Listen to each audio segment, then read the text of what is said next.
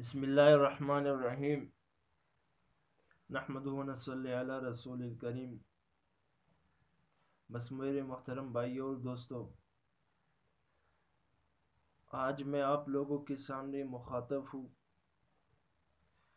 آپ لوگوں کے سامنے چند گزارشات پیش کرنا ہے اور ان کو غور سے سن لینا ہے اور اس پر عمل کرنا ہے۔ کیا ہم حضور صلی اللہ علیہ وسلم کے ساتھ محبت نہیں کرتے؟ وہ حدیث ہم نے نہیں پڑھی کہ ہم اپنے جان، مال، والدین، بھائیوں، رشتہ داروں سے اپنی جان سے بھی زیادہ محبوب جو ہے حضور صلی اللہ علیہ وسلم ہے؟ کیا اس پر ہمارا ایمان نہیں ہے؟ کیا ہمیں تکلیف نہیں ہوتی کہ حضور صلی اللہ علیہ وسلم کی گستاخی ہو جائے اور ان کو ہم ویسے چھوڑ دیں؟ ان کے بارے میں بس صرف ہم یہ کہی کہ ہم مذمت کرتے ہیں؟ تو اسی کے بارے میں، گستاخی رسول کے بارے میں چند گزارشات پیش کرنے جا رہا ہوں، اور اس مہم کو چلائے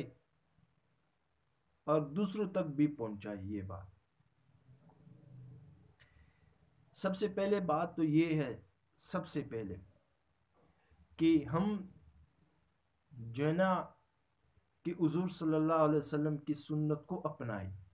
حضور صلی اللہ علیہ وسلم کی جتنی بھی سنت کے طریقے ہیں اس کو اپنانے کی کوشش کریں۔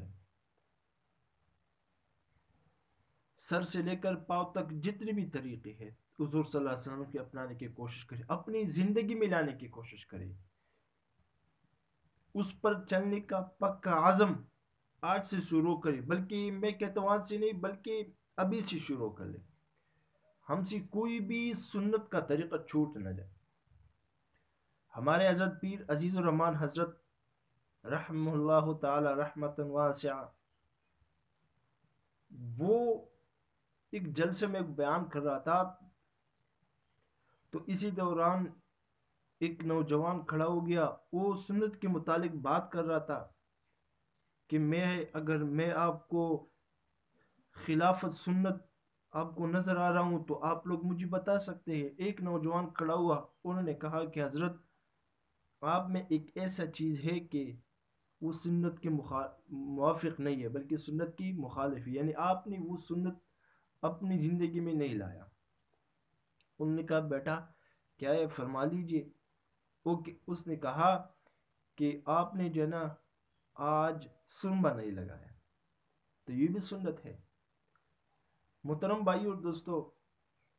اسی طرح سنت کو اپنانے کی کوشش کریں، اور دوسری بات یہ ہے کہ درود شریف کثرت سے پڑھا کریں، کہ حضور صلی اللہ علیہ وسلم پر کثرت کے ساتھ درود پڑھا کریں۔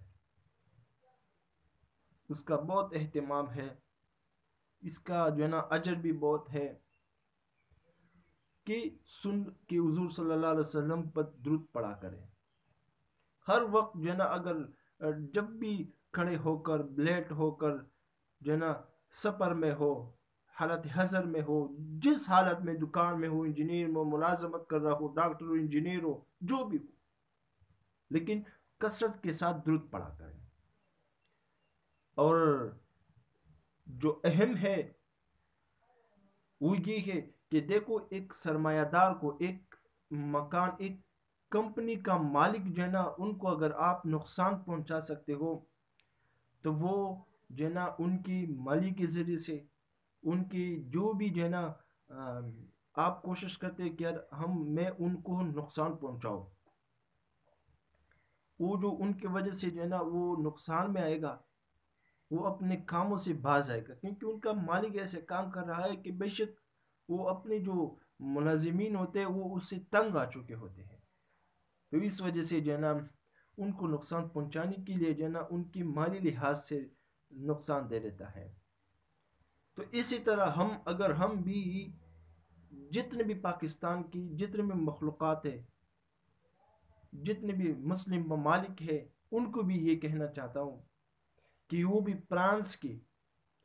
جو گستاخی رسول ہے، ان کی جتنی بھی کمپنیاں ہیں، ان کی جتنی بھی مصنوعات چیزیں ہیں، ان کا بائیکاٹ کیا جائے۔ بس چاہے بسکٹ ہو جو ایلیو لو جو ہے نا پرنس وغیرہ، یہ ٹوٹل کمپنی، یہ جو ہے نا